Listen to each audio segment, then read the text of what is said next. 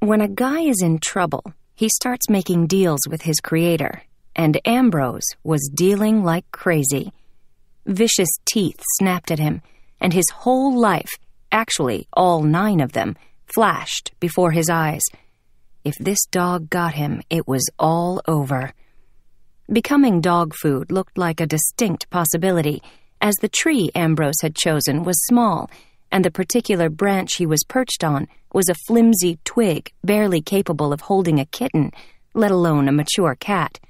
And the big black beast below seemed to have springs on his paws. "I'll do anything," Ambrose yowled. "Anything! Please, let me live a little longer." This was life number 9. He knew he wouldn't get any more, but he'd settle for a longer one in which he could finish his days in comfort. Under the circumstances, it would be a miracle if he survived to see that happen. But he'd seen people stringing up colored lights on their houses just the other day, which meant Christmas season was about to begin. And wasn't Christmas supposed to be the season of miracles? Not that Christmas had ever been good to Ambrose.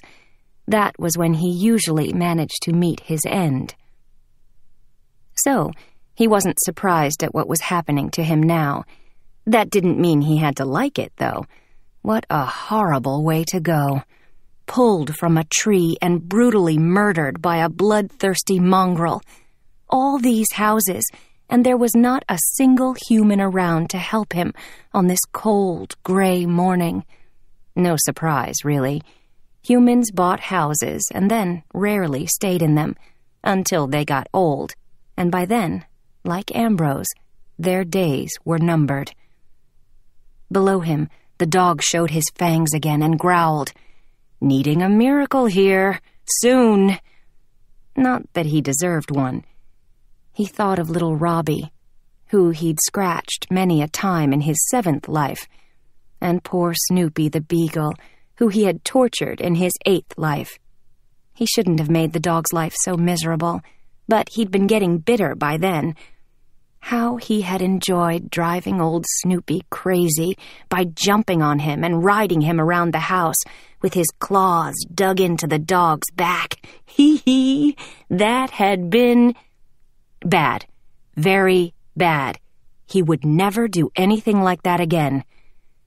Why, oh, why hadn't he picked a tall, sturdy tree to climb instead of this immature maple? What had he been thinking? The answer to that was easy enough. He'd been thinking, run! It started to rain. Fat, freezing pellets that dug under his fur, and an angry winter wind pushed the tree, making its branches sway. No! Ambrose dug his claws deeper into the bark. "I'll be a good cat and earn my keep here on Earth. Just send me some help and I'll prove it." Now the dog was up on his hind legs, pushing against the tree and reaching for Ambrose like he was some kind of doggy chew toy. Determined not to go down without a fight, Ambrose hissed at him and took a swipe with claws unsheathed. That only made the beast more berserk. Where was the dog catcher when you needed one? Help! Is anybody listening? Out of nowhere, appearing as suddenly as the rain had come, Ambrose saw a man wearing what humans called jogging clothes. He ran up to the dog and yelled, "Go on, get out of here." Between the man's aggressive clap and that big canine-like growl of his, he not only scared away the dog, he almost gave Ambrose a heart attack. The beast loped off down the street, and the man said, "Okay, guy, looks like you're safe." Safe. The best word in the world. Ambrose peered down at his rescuer. The fur on top of the man's head was what humans called blonde, not as handsome as Ambrose's orange coat, but a shade that humans admired greatly. And his eyes were as blue as a Siamese kitten's. He was large, which meant he probably had a spacious, comfy lap. The friendly smile he wore showed the man was a kind person. Something about that face looked familiar.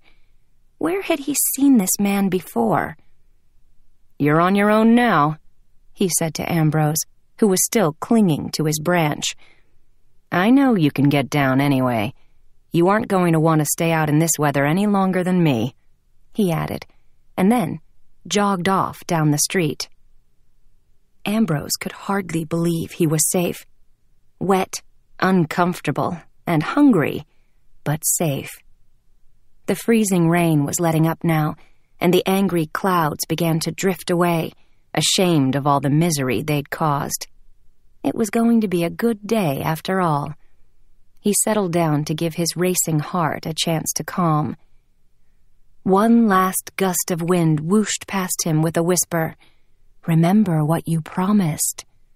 Of course, Ambrose remembered, and he would be a better cat when the opportunity presented itself. There was no hurry, really.